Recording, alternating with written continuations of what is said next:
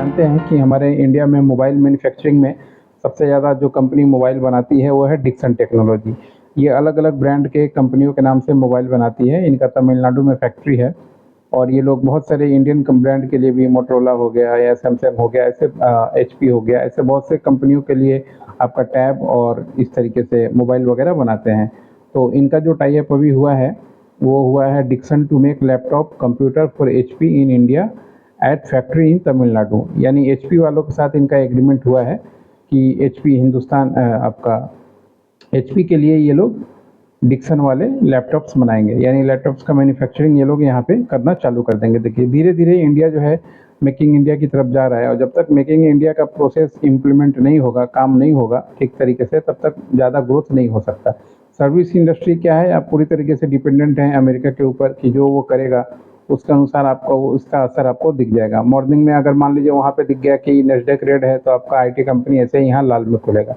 मगर जब ये मेकिंग इंडिया का काम चालू होगा, जैसे चालू हुआ है, इसमें बहुत सारा पीएलआई स्कीम्स वगैरह भी गवर्नमेंट देती है, छूट देती है। जैसे अभी इलेक्ट्रॉनिक स्कूटर पे दे रही है, खिलौनों के ऊपर दिया, फिर अभी मोबाइल एसेसरीज़ के ऊपर दिया यहाँ बनाने के लिए। तो इसका फ़ायदा उठाते हैं ऐसी कंपनियाँ, डिक्सन जैसी कंपनियाँ, इनको फ़ायदा मिलता है और पीएलआई में इनको गवर्नमेंट भी इन्वेस्टमेंट भी देती है और टैक्स में छूट वगैरह भी मिलता है।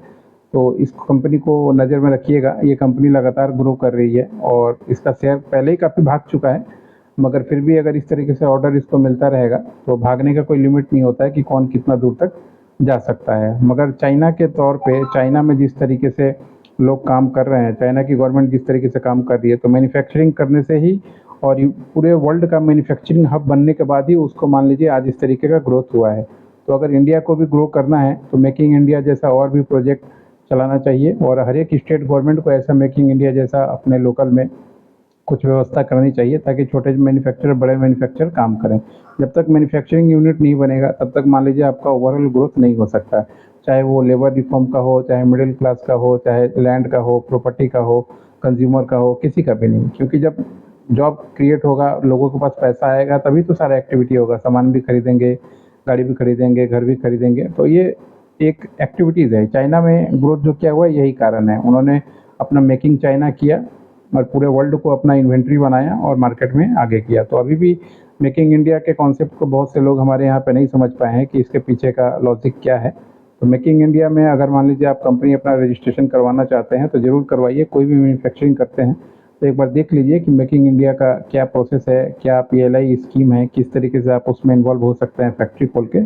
उसके बाद उसका फ़ायदा उठा के काम कीजिए तो बहुत आगे आप जा सकते हैं। मैन्युफैक्चरिंग आपका सही हो जाएगा तो बाकी चीज़ें खुद ही अपने आप सही हो जाएंगी। ये बाय डिफ़ॉल्ट है जो काम आता है मार्केट।